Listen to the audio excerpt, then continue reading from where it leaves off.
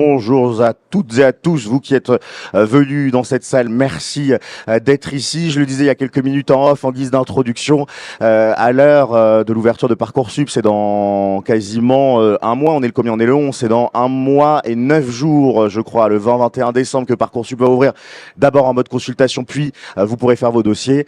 C'est le bon moment pour commencer à se poser les questions, qu'est-ce qu'on va faire plus tard? Et là, c'est le moment des choix, hein. Choisir c'est renoncer, comme disait l'autre, renoncer à beaucoup de vie, à beaucoup de parcours, et on hésite parfois entre plusieurs filières, l'ingénierie d'un côté, manier les chiffres, faire de l'IT, être dans le monde des sciences, contribuer aussi à un avenir parfois avec la transition écologique, énergétique, on y reviendra évidemment. Et puis de l'autre côté, il y a le monde du commerce, du management, gérer des projets, travailler dans la finance, faire plein de belles choses. Et puis il faut choisir à un moment, il faut se dire je renonce à l'ingénierie ou je renonce aux sciences. Et pas forcément. Pas forcément, puisqu'il y a des écoles qui vous proposent d'hybrider les deux et qui le font assez bien. D'ailleurs, hybrider, ça commence un petit peu comme le nom de l'école qu'on a le plaisir de recevoir, Hybria.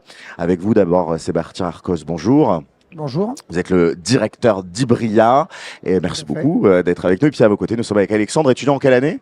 En deuxième année. En deuxième année. T'as fait directement après le bac, Hybria? J'ai fait directement en post-bac, ouais. Nickel.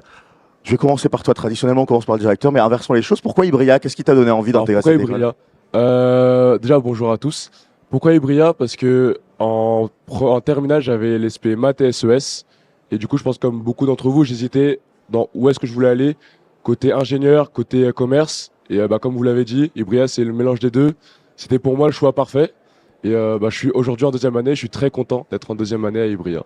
Alors Sébastien, racontez-nous un petit peu l'histoire de cette école. On est dans une école d'ingénieur, dans une école de commerce ou dans les deux en même temps? Alors, on est dans les deux en même temps, mais on est surtout en premier lieu dans une école de la Chambre de commerce et d'industrie Lyon Métropole Saint-Étienne-Roanne.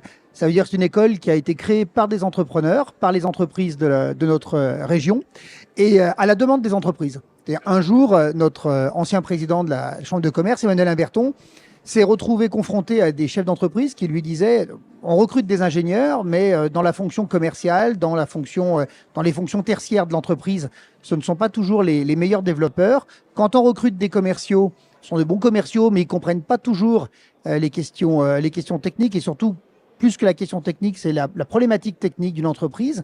Donc, il faut impérativement créer une école qui arrivera à mixer les deux sciences. Et c'est comme ça que Hybria est né il y a 9 ans maintenant.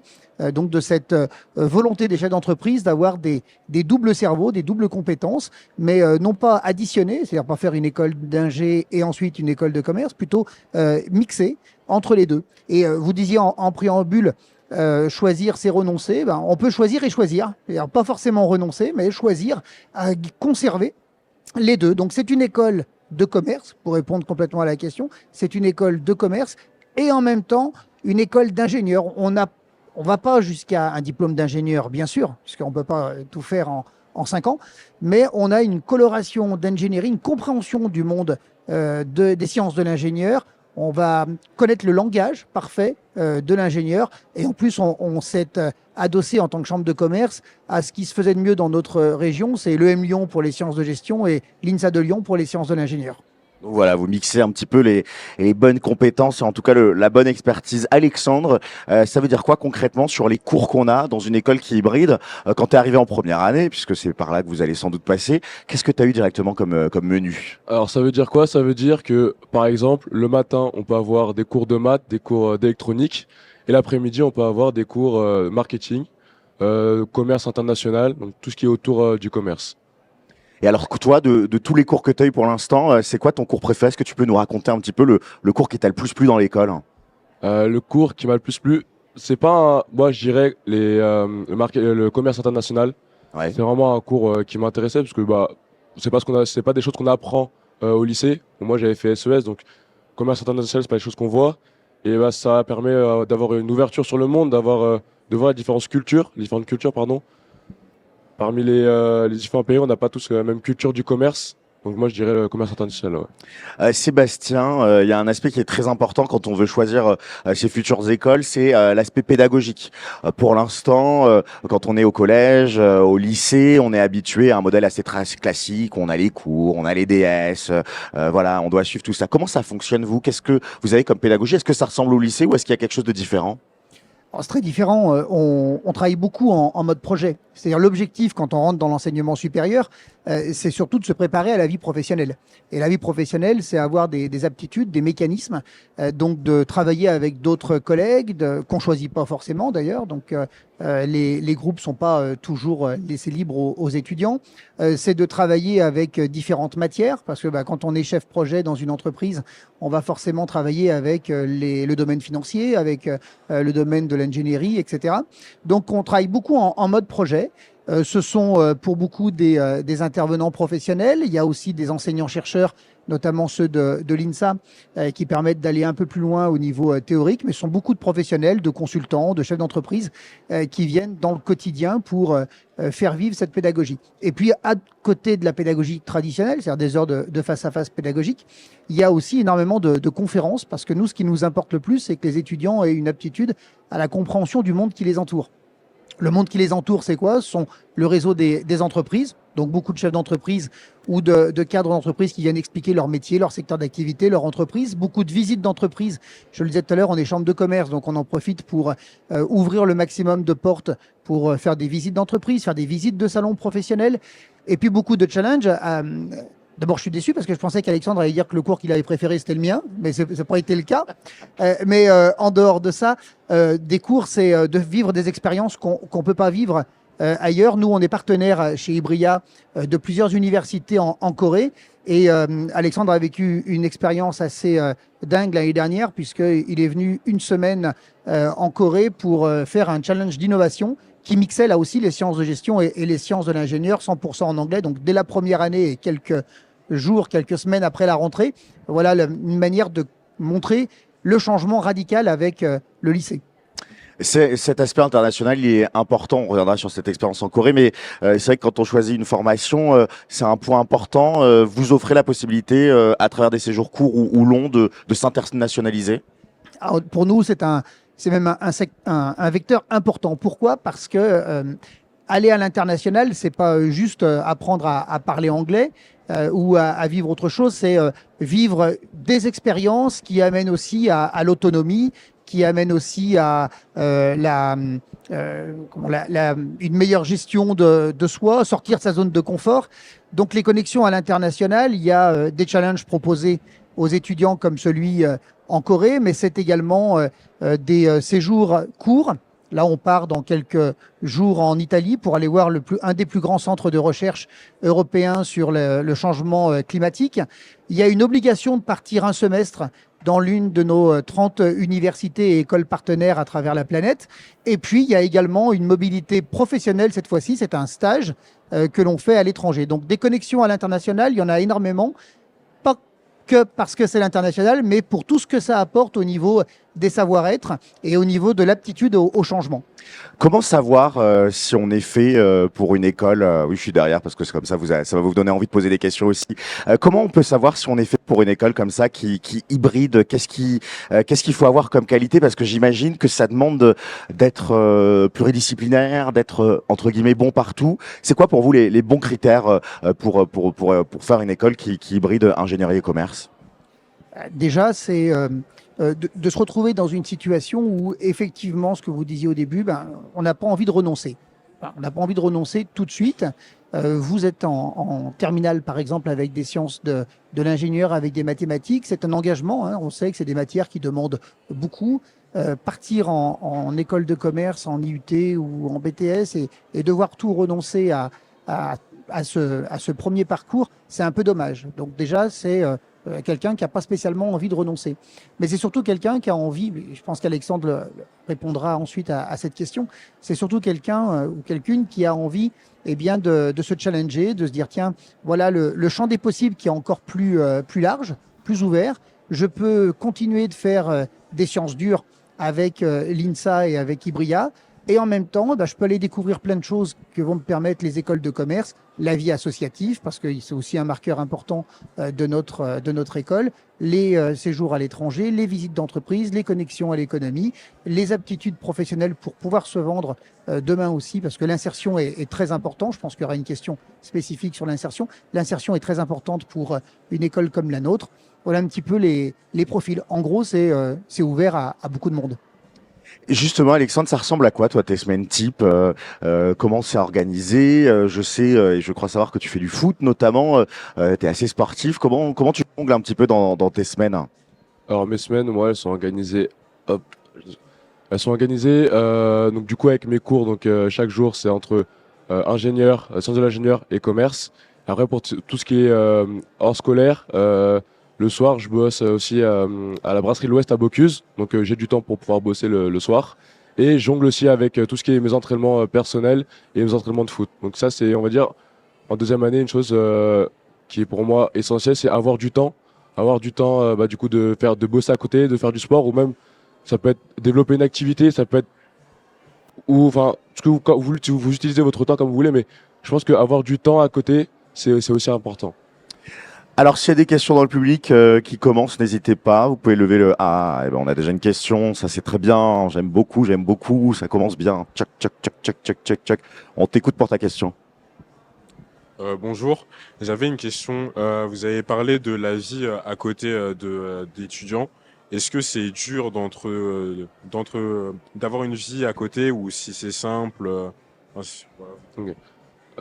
Si t'es organisé, si tu arrives à, on va dire, à bien quadriller ta journée, c'est-à-dire, par exemple, tu vois, entre 15 heures et, je sais pas, et 16 heures, tu as une pause, t'as pas cours et tu reprends les cours à 16 heures, bah, tu peux dire, bah, ok, bah, sur cette heure-là, je vais réviser mes cours pour comme ça, quand j'ai fini les cours, je peux aller bosser, faire mon sport, aller voir des amis, enfin, tu peux utiliser ton temps, pour faire autre chose. Ces études, elles durent combien de temps? Et après avoir fini, est-ce que c'est facile de trouver un travail? Et quel genre de travail est-ce qu'on peut trouver? Donc, c'est des études en 5 ans, hein, post-bac. On va jusqu'à un niveau bac plus 5. À l'issue, eh bien, on va sur le métier principalement d'ingénieur d'affaires dans le domaine industriel. L'insertion professionnelle, elle est extrêmement rapide. Nous, on a quasiment 100% de nos étudiants qui sont en insertion professionnelle au moment de la sortie.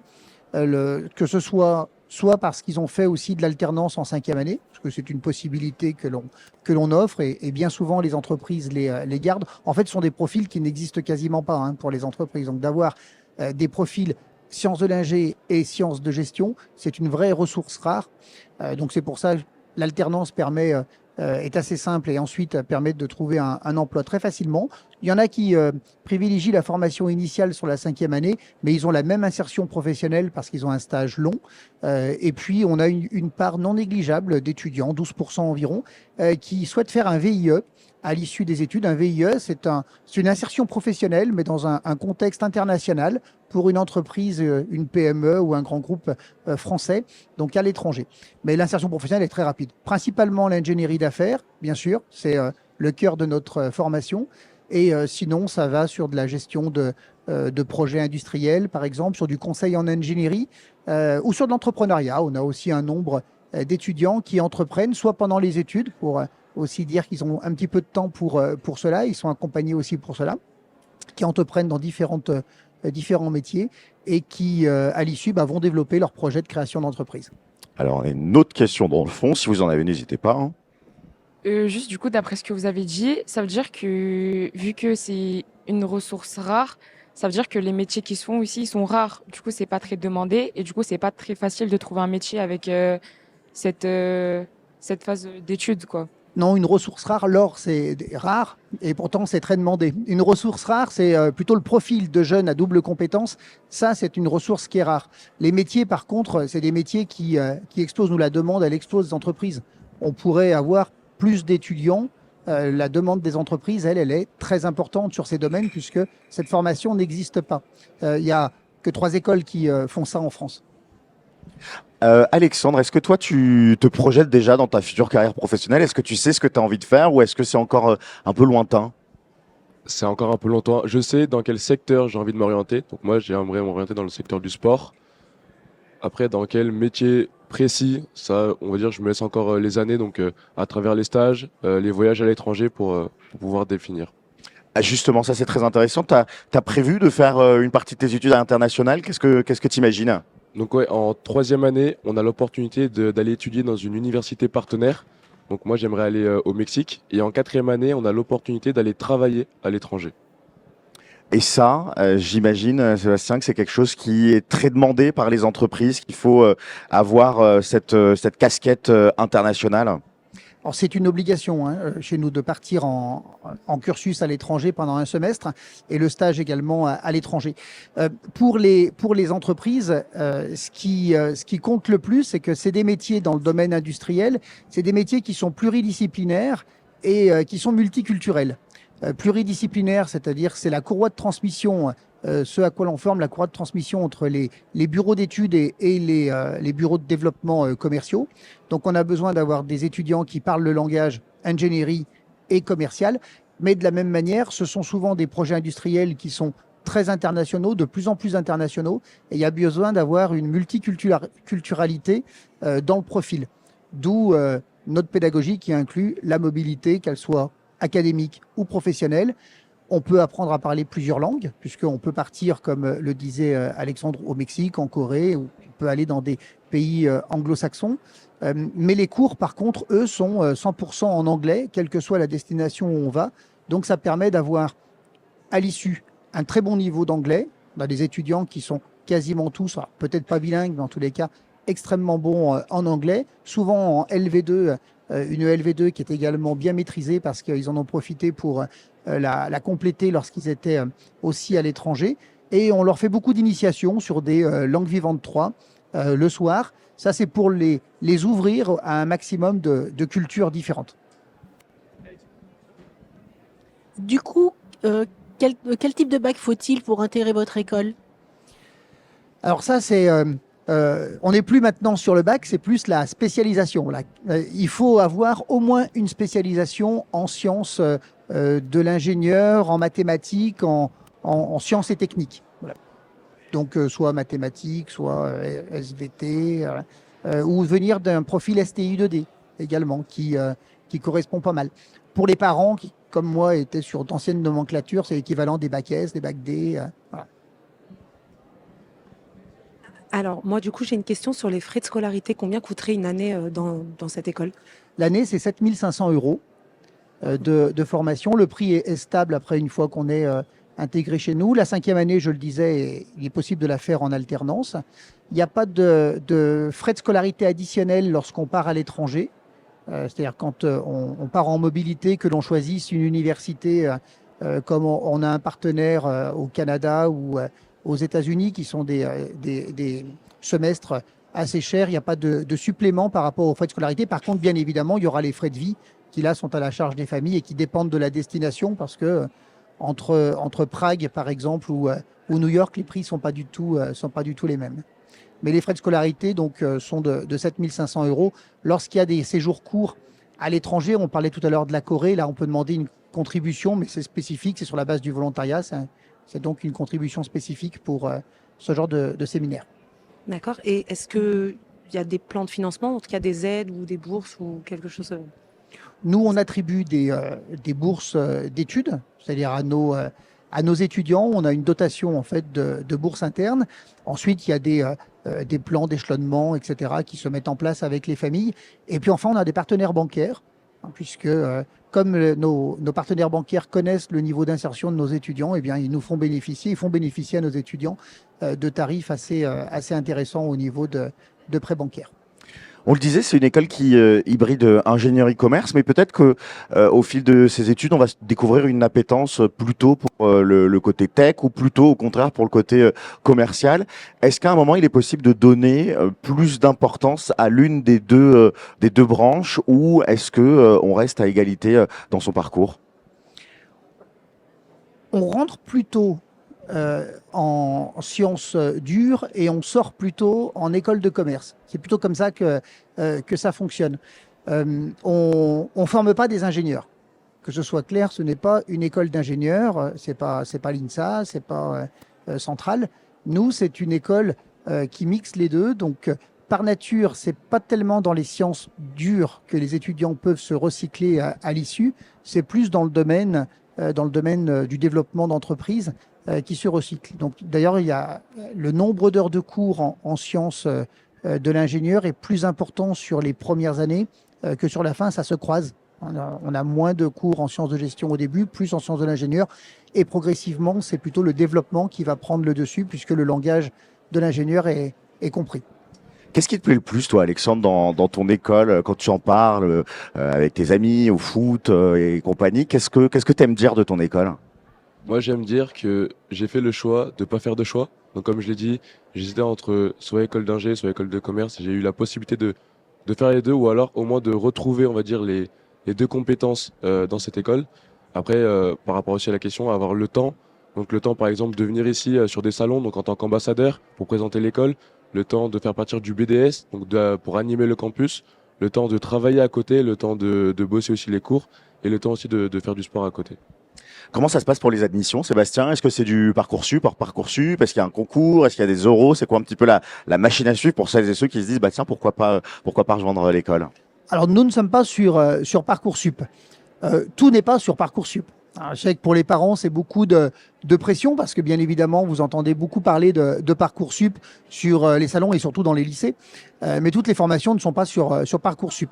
Ça a l'avantage en fait de pouvoir mieux gérer son admission puisque Parcoursup a un certain nombre d'avantages, a un certain nombre d'inconvénients aussi. C'est que, vous le rappelez, la plateforme ouvre dans un mois et puis à un moment donné, la plateforme se ferme et vous devez attendre très longtemps pour savoir ce qui va advenir de votre orientation, le choix qui vous sera donné, la possibilité qui vous sera donnée. Et parfois, bien parce que c'est un ordinateur qui mouline, le temps que les places se libèrent, etc., vous pouvez avoir une affectation que juillet, voire août, voire début septembre pour certains.